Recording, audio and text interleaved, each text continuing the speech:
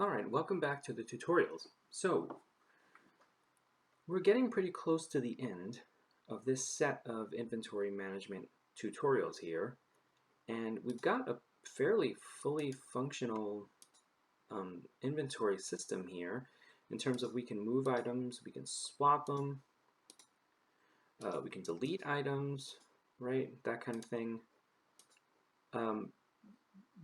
So what we want to work on now, though, is this idea of moving back and forth between the different pages of this inventory chest, right? Because again, we don't want to just have 5 items.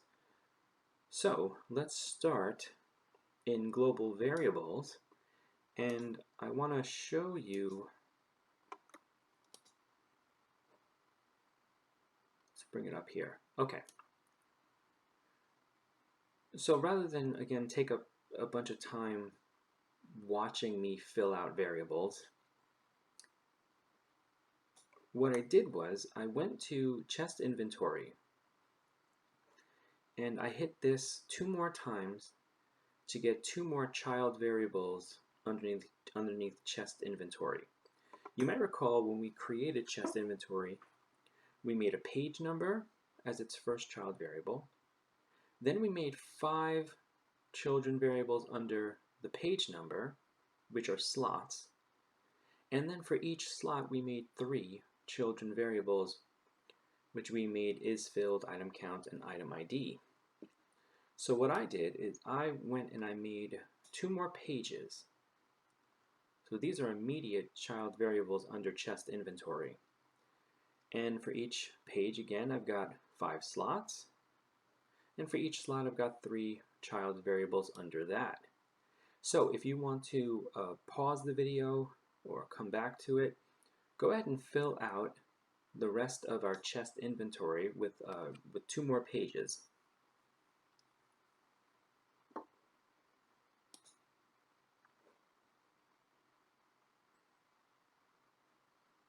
Okay, so where to begin? Let's go ahead and bring in our new objects into Basic Kingdom Room. And I've got 2 here. I've got a button left arrow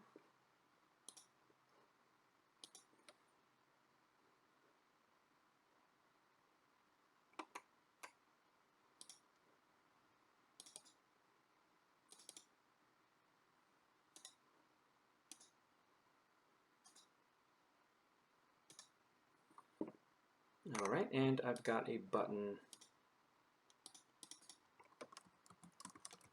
right arrow.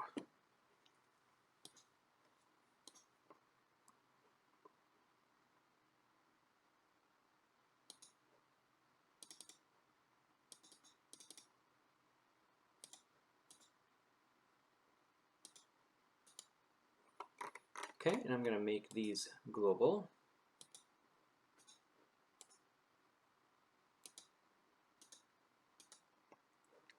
And now I'm going to go into global variables so that we can set our location points, our position points for it. So we go to menus. This is under chest container, right? We're going to hit make 2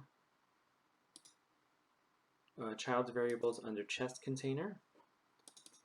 And this first one is going to be btn right arrow. And this next one's going to be btn left arrow. And these need 2 child variables under them for the positioning.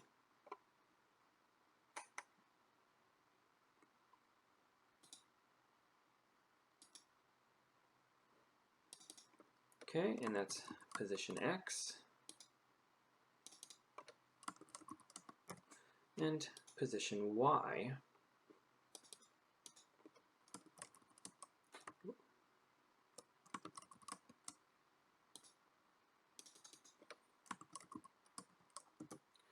Okay, and we can hard code this right here. Remember, we're hard coding our offset value here, right? Because the beginning point is still the chest container.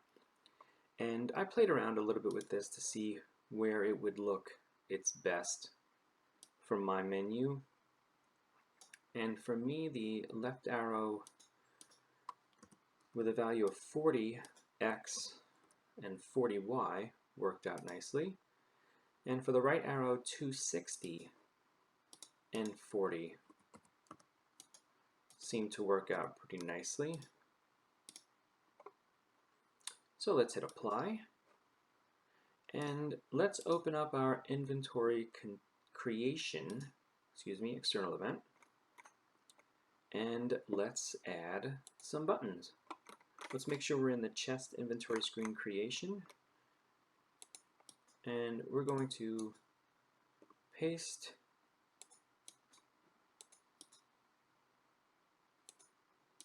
and let's fill out the first one before we copy the next one. So we've got BTN, right arrow, chest container position X is the right starting position. We just need to change this, BTN right arrow. That's correct. We just need to change that.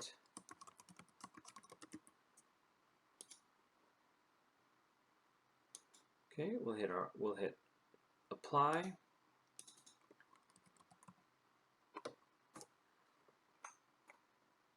BTN right arrow, that works.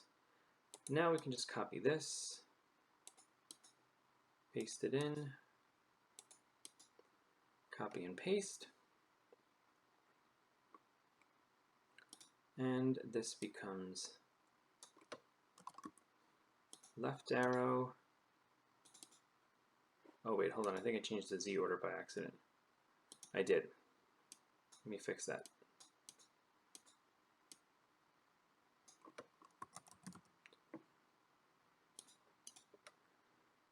This is what I want to change.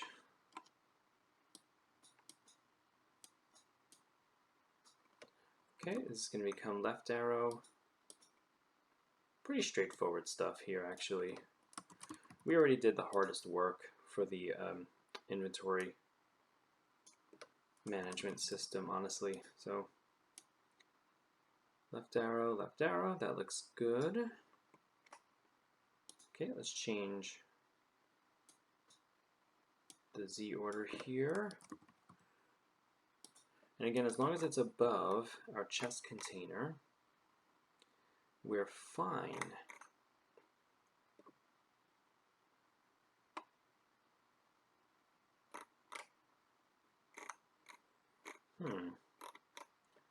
You know what I noticed though? This should change, this should be in, chest inventory check.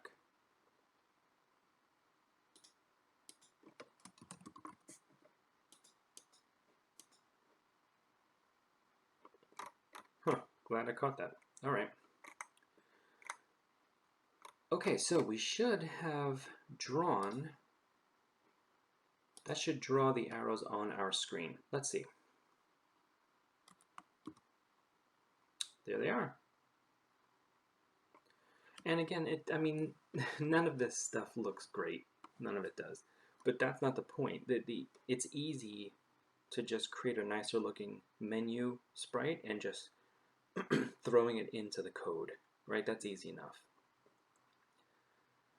The hard part is getting everything functioning properly. All right.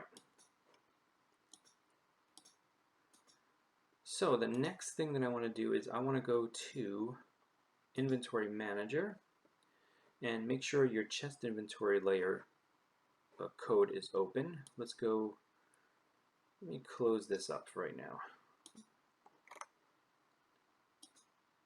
There we go. Looks a little bit nicer now. And I want to, I think I'm going to copy this code here, delete items, and then paste it. And I'm going to change this top one to left, right arrows.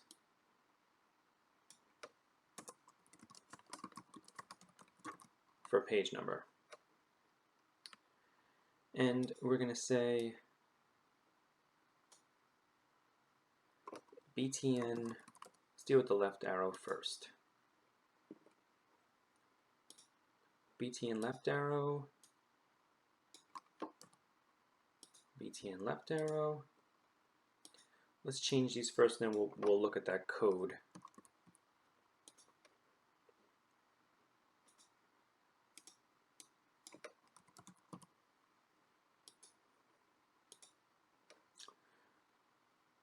All right, I'm going to make a grouping here. And I'm going to call this left arrow and move this up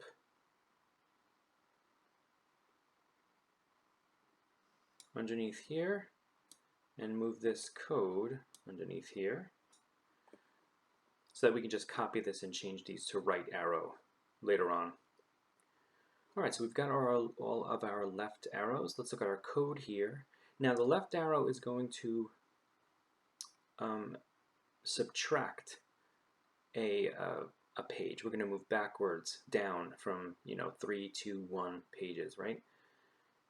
So we can do something as simple as iManager current page, right? I mean, we should do it over here, sorry. We can do something as simple as iManager.current page and do a minus, subtract 1 from it, right? But we have to be careful about our condition here, right? If current page is 1 and you execute this code, current page is now 0. Well, there is no 0 page, right? So we want to make this so that left button was released and current page is greater, right? Greater than, still good, 1. So if page is 2, current page is 2, it'll still execute this code and bring it down to 1. But if it's 1, it won't execute this code. And that's exactly what we want, because there is no 0 page. So if we copy and we paste this in, and we change this to right arrow, we then just change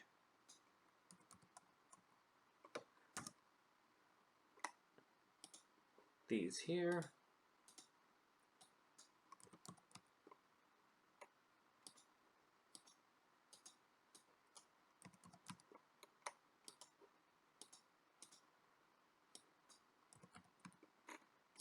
All right, so we've got those. Good. Now we've got to think about our code here, and we've got to think about this in a similar way, right? This is adding 1, right? But how many pages do we have? We've got 3 pages total. So what is our logic going to look like here?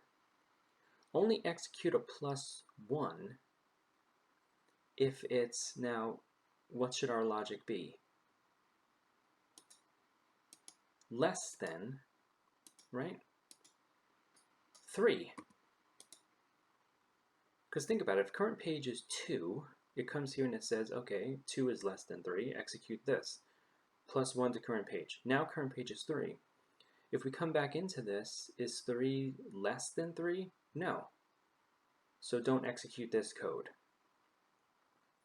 All right, let's end this particular session just seeing if we've got our buttons highlighted. We do. All right, and technically speaking, this actually works. If we do this, it probably messes up our inventory. Like I just clicked right arrow, and it doesn't know